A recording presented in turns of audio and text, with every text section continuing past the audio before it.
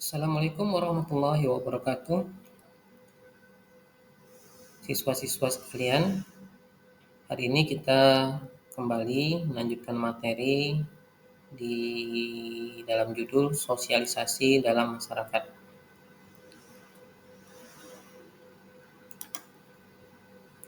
Nah, ada kata sosialisasi secara luas ini bisa diartikan suatu proses interaksi dan pembelajaran yang dilakukan seorang manusia sejak lahir hingga akhir hayatnya yang berada di dalam suatu budaya masyarakat. Sedangkan kalau kita lihat pengertian sosialisasi secara sempit, itu bisa diartikan sebuah proses pembelajaran dari manusia agar dapat mengenali lingkungan yang kelak akan ia hadapi di kehidupan, baik di lingkungan fisik ataupun sosial.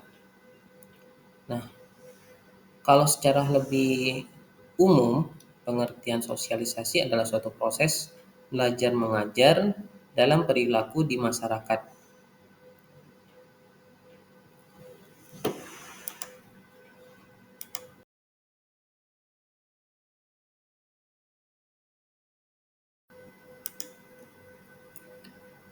Dengan adanya proses sosial, maka seorang bisa mengetahui, memahami, sekaligus menjalankan hak dan kewajibannya berdasarkan peran status masing-masing suatu di dalam lingkungan suatu budaya masyarakat. Nah, salah satu yang menjadi proses sosial itu adalah melalui peran tradisi lisan, ya. Peran tradisi lisan ini menjadi sebagai sumber sejarah dalam proses sosialisasi tersebut.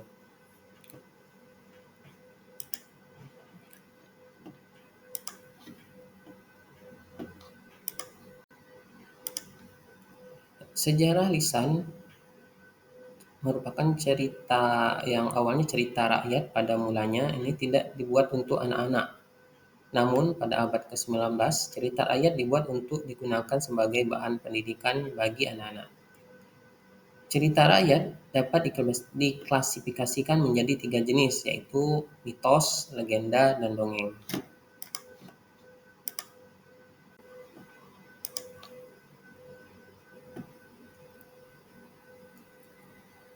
Nah, jejak-jejak masa lampau sebagai sumber sejarah digolongkan dalam tiga jenis, yaitu sumber tertulis, sumber lisan, dan sumber benda atau artefak. Nah, sumber tertulis diantaranya bisa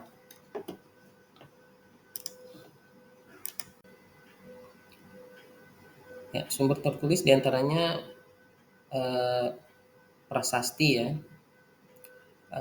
silsilah keluarga yang kemarin kita bikin itu menjadi sumber tertulis, ya, surat kabar, terus eh, dokumen biografi, jurnal, laporan atau not, seperti juga ada juga notulen rapat, ya, dan lain sebagainya lah, ya.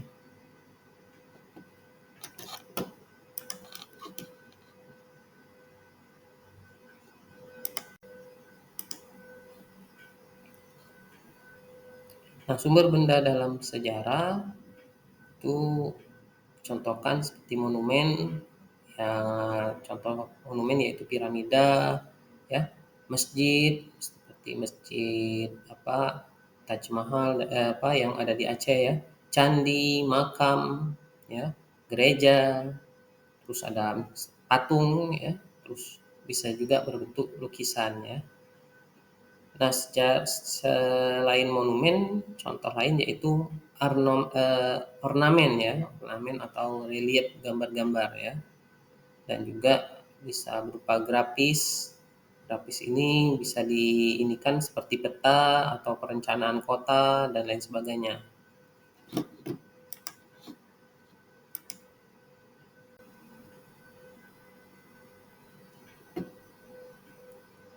Nah, sumber lisan ini dapat dibedakan menjadi 2 jenis. Yang pertama, kesaksian lisan oleh pelaku, ya, yang terlibat dalam atau secara langsung eh, dalam peristiwa sejarah.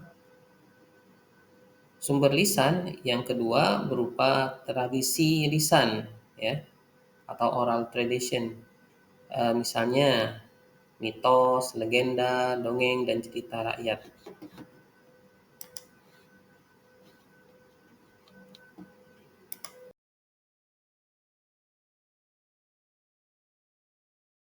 Mitos ini adalah suatu cerita ya yang dianggap benar terjadi dan suci oleh masyarakat.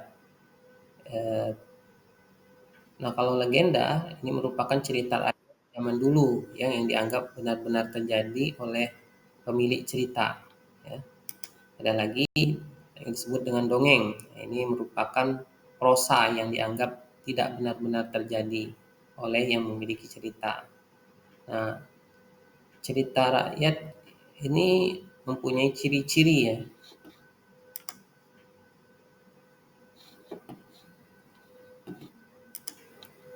Jadi cerita rakyat ciri-cirinya pertama penyebaran dan pelestariannya dilakukan dengan tradisi lisan, yaitu melalui penuturan dari orang yang ke orang lain. Terus yang kedua bersifat tradisional dan disebarkan antar generasi dalam waktu yang cukup lama. Ya. Terus cerita rakyat itu adalah dengan versi-versi dan perbedaan dari setiap daerah. Sehingga menjadi berbeda alur dari ceritanya satu dengan yang lain.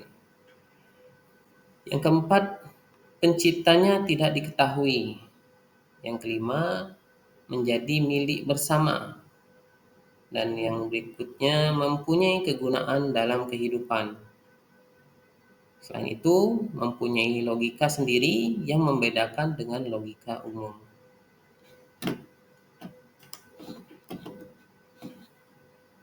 Nah, itulah tadi materi kita di pertemuan daring kali ini. Semoga bermanfaat, dan setelah materi ini diharapkan siswa dapat mengerjakan latihan soal. Assalamualaikum warahmatullahi wabarakatuh.